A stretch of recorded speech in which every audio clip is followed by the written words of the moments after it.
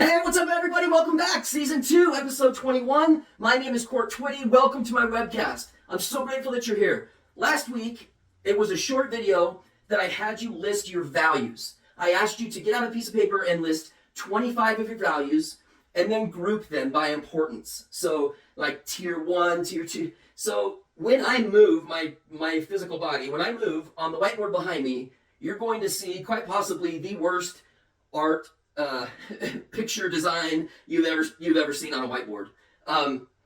But this is something that I call the plus-sized heart. And this involves your values and it involves boundaries.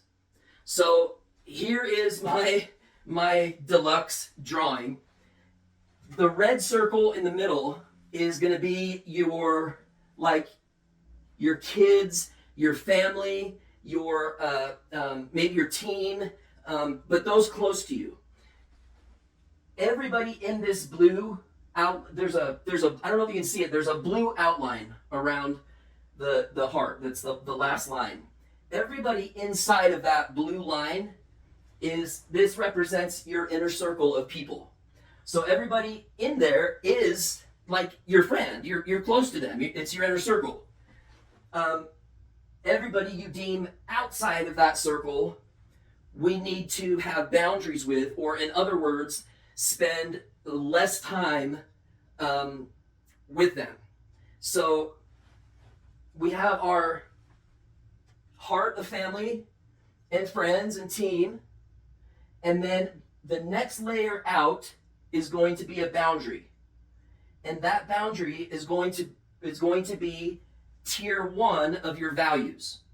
So stay with me here, I'm going to explain this. So you're going to use your values to establish your boundaries. And by boundaries, I mean people that you're spending time with or around. So this first level is your tier 1. Okay, this second level is your tier 2. This third level is your tier 3, and on and on. So what does that look like? I'm going to give you my examples. My tier 1 values are honesty / integrity is number 1. Number 2 is improvement / learning. Number 3 is service to others. Number 4 is freedom. And number 5 is hard work and efficiency. And then my tier 2, I have perseverance, consistency, passion, dependability, and working out. So maybe I've got a friend who you're trying to match your values to other people. So your tier 1 should align with the people that you're spending time around. And as long as they share your same, remember, you're in control of your life here. So as long as they maintain the same values that you're living, they stay inside this first layer. You don't spend quite as much time with them as you do with your immediate family, obviously, but they're super close friends. Then on the outside, the next tier, maybe, for example, working out is super important to you, but it's not super important to somebody else in your inner circle that you love dearly, but you don't spend quite as much time with them because they don't spend time working out while you do. Does that make sense? And then and you just keep aligning your values with those that are in your inner circle.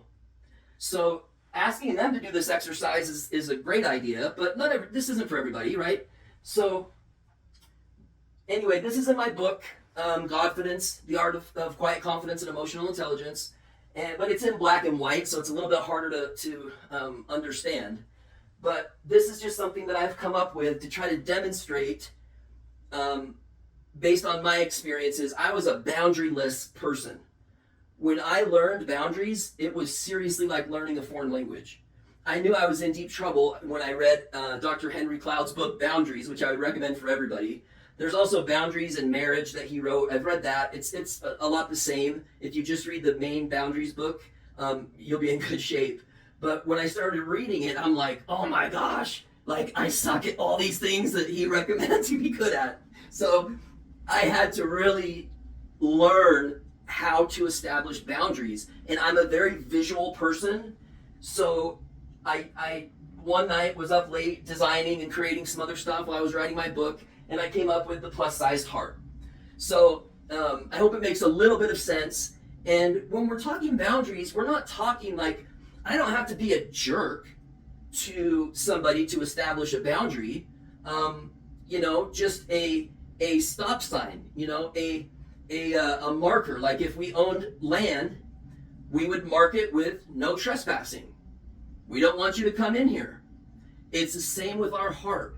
We have to protect ourselves from toxic people. We have to spend as much time as we can with those people who have a match of values to us or similar values to us.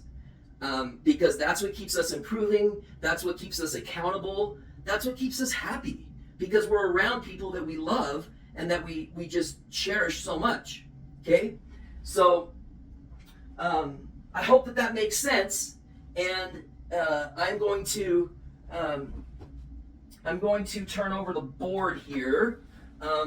There's a call coming through that may actually be my daughter, so I can answer it while I'm on the phone. Okay, so taking the call turned me off. And of course it wasn't my daughter, it was just the school calling me. I don't know why they needed to call me 8 times in a row for a digital recording saying my daughter was marked absent today. Like, no kidding, I know that. So plus-sized heart. I hope that all makes sense to you, and I hope that maybe some part of the visual helps. But this is a really, by knowing our values, we gain self-awareness. And self-awareness is as far as I can tell, based on my experiences, which are, vast and some of them are horrible, and some of them I had no business living through, and I have a lot of rocky experience, and that's why I wrote a book. But I think I'm pretty close to, I'm not a therapist, I'm not a doctor. There are people that are much better educated in this stuff, but in my humble opinion, there are few that have actually experienced the subjects that they're talking about. Like, I sucked at boundaries, and this is one of the ways that I learned how to have better boundaries and how to protect my heart from toxic people. But by listing my values, I gained self-awareness. And the importance of self-awareness in emotional intelligence or mental health is one of the key, and based on my experience, the number one key that you need to have a happy life, to have emotional intelligence, which, by the way, is becoming more and more important. I'm all for AI. Me and a friend have an AI in my team. We have an AI software launching as we speak that's going to help a lot of businesses. It's going to save them thousands of dollars because it's going to show them where their clients are coming from. It's going to show them the digital trail of what they looked at on their website and what they were interested in. And so there are a lot of psychological factors that you can gain from knowing and being able to run a report on the behavior of your client digitally, of how they found you. So you're able to tell where your marketing dollars are working and where your marketing dollars aren't. Right down to what word they Googled to find you, or what Facebook ad they used to find you, or what Instagram, and on and on. We just reverse their digital trail using AI, which is great. I love it for that. However, you probably saw in the news one of the co-founders of ChatGPT actually resigned because he is fearful of what AI can do. And I've had enough experience with it now that I tend to agree with him. There needs to be boundaries around AI. It can be super helpful, or it can be invasive. And what it's going to do is it's going to create more generic content. All of a sudden, people that aren't authors are going to be writing books because they can have AI write it for them.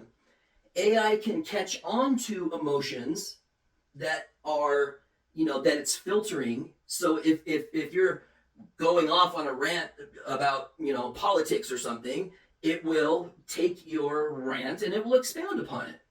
But it does not, and it will never have, the capability of emotional regulation, emotional intelligence, and real emotions.